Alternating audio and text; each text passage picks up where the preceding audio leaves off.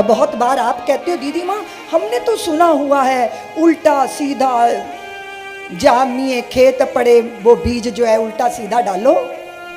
लेकिन एक बात याद रखना, खेत में डालो उल्टा सीधा, बंजर भूमि पे नहीं, सड़क पे नहीं, मकान की छत पे नहीं डाल देना। बीज तो उल्टा सीधा जम जाएगा, पर जमेगा कहाँ? जिस खेत को जो है वो बुहारा होगा, जिसके ऊपर हल चला होगा, जिस पर उर्वर खाद पड़ी होगी, जिसको जल से सींचा गया होगा। समझ रही हो ना? और हम यहाँ 7 दिन क्या करते रहे? बोलो, आज 7वां दिन है। हृदय का खेती तो जोतते रहे हैं, ताकि उल्टा सीधा जब भी कभी राम के नाम का बीज पड़ जाए तो आनंद रूपी वट वृक्ष का उदय हो जाए। यही तो कोशिश है। इसलिए भावपूर्ण जय जयकार कीजिए। बोलिए मर्यादा पुरुषोत्तम प्रभु श्री राम की, अयोध्या नाथ की, सरयू मैया की, नर्मदा मैया की, शिप्रा मैया की, श्री गो माता की, अन्नपूर्णा मैया की, बीजासन माता की। बहुत बार ऐसा होता है कि हम संकल्पों को करते हैं, लेकिन इच्छा करना हमारे हाथ में है, उसे पूरी करना विधि के हाथ में है, व्यवस्था के हाथ में है। मैं यहाँ विचार कर रही थी कि जो धर्म को समर्पित हुआ उसका जीवन कैसे धन्य होता है। आप ये देखो कि जिनके पास श्री है, ऐश्वर्य है, प्रसिद्धि है, प्रतिष्ठा है, जिनके रथों की गुंजन को सुनकर, जिनके रथ पे जुते हुए घोड़ों की हिनहिनाहट को सुनकर, उनके पैरों के, उनके टापों की ध्वनि सुनकर, जिनके भूमंडल के बड़े बड़े लोक नायक, दिग्पाल, बड़े बड़े सम्राट, राजा महाराजा भयभीत हो जाते थे, वे व्यक्ति, कितना बड़ा विशाल व्यक्तित्व होगा उसका। सोचिए इंदौर वालों, गंगा पुत्र थे वो, साधारण नहीं थे।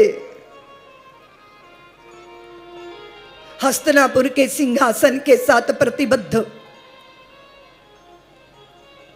और जब व्यक्ति यह सोचता है कि मैं वस्तु, पदार्थ, सत्ता, शासन, उसके प्रति प्रतिबद्ध हूं और उसके लिए भले ही सत्य की धज्जियां उड़ जाए, तो क्या होता है?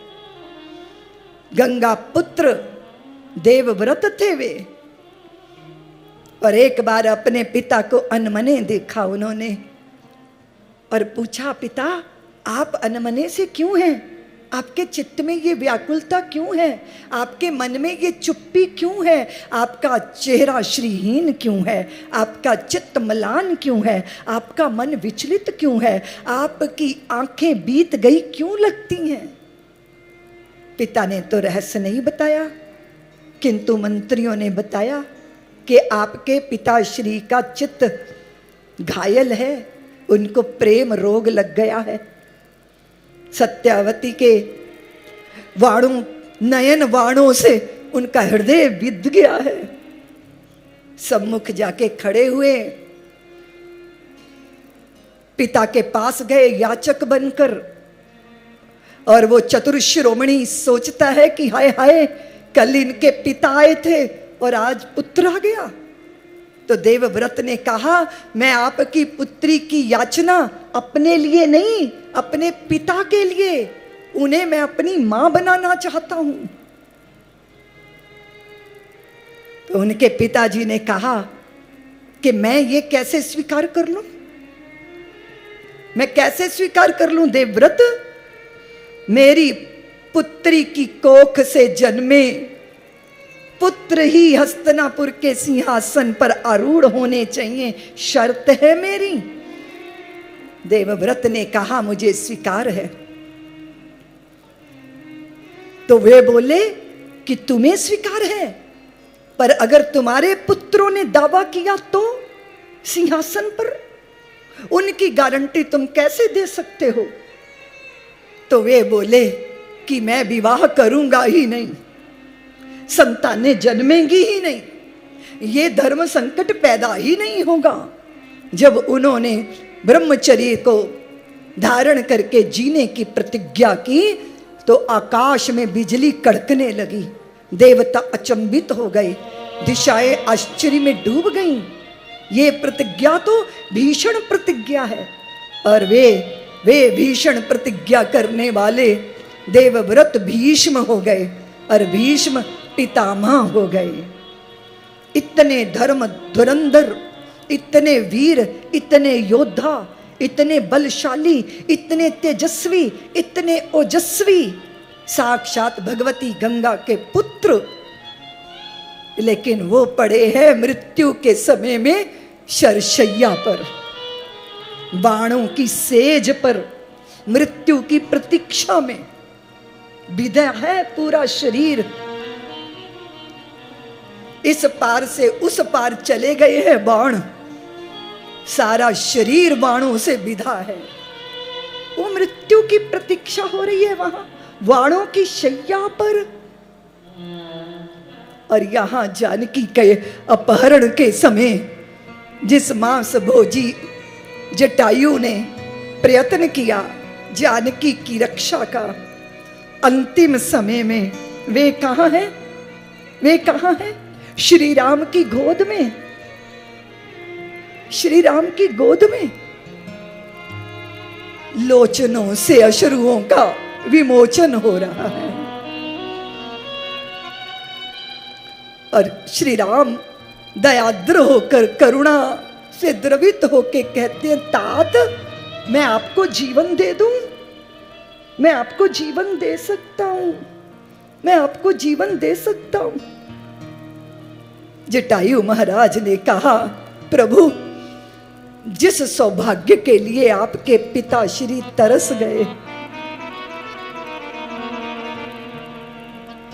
आपकी विरह की अग्नि में उनका चित्त जलता रहा, और उस पुत्र होकर भी उनको ये सौभाग्य नहीं मिला कि वो आपकी गोद में प्राणों का त्याग करते। मुझे देखिए, जन्म जन्म मुनि जतन कराही, अंत राम कही आवत नाही, जासु नाम मरत सुख पावा, अदमो मुक्ति होए श्रुति गावा। आपकी गोद में हूं मैं, आपके दयालु नेत्र मुझे देख रहे हैं, आपके करों का स्पर्श मेरी पीड़ा का हरण कर रहा है। मुझे जीवन नहीं चाहिए प्रभु, इससे बड़ी सौभाग्य की मृत्यु क्या हो सकती है कि मैं श्री राम की गोद में अपने प्राणों का त्याग कर रहा हूं। वो शरशैया पर हैं, वो श्री राम की गोद में है, उनके पास साधन बहुत है, ये साधनहीन है। क्या फर्क है? फर्क बस इतना ही है कि वो सत्ता सिंहासन में आबद्ध होकर सत्य के पक्ष में न खड़े हो पाए। द्रौपदी का मान सम्मान मिट्टी में मिलता रहा, वो कुड़े की तरह विलाप करती रही, ये कसमसा कर रह गए, पर दुर्योधन और दुशासन को रोक नहीं पाए।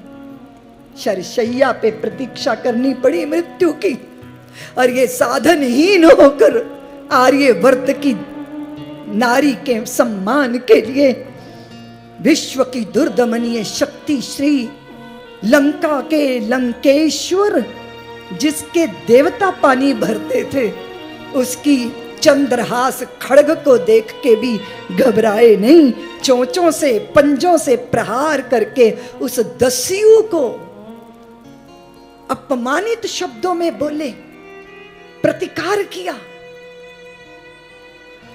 इसलिए विचार करिएगा कि हमारी ऊर्जा कितनी है महत्वपूर्ण नहीं है, पर जितनी भी है वो धर्म के लिए समर्पित है, वो सत्य के पक्ष में खड़ी है। गिधराज सुनारत वाणी, रघुकुल तिलक नारी पहचानी। आर्तनाद सुना था, व्याकुलता से पुकारती, जानकी के आर्तनाद को सुन के वे व्याद्र हो गए थे।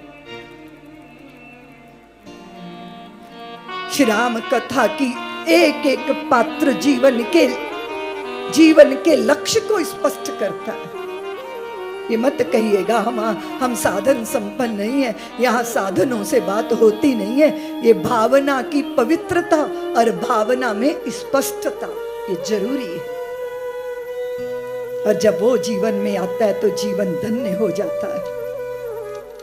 आपने देखा कि कैसे हनुमंत लाल शबरी से मिलने के बाद भगवान जब ऋष्यमुख पर्वत पर के नजदीक पहुंचे, किष्किंधा कांड यहां से प्रारंभ होता है।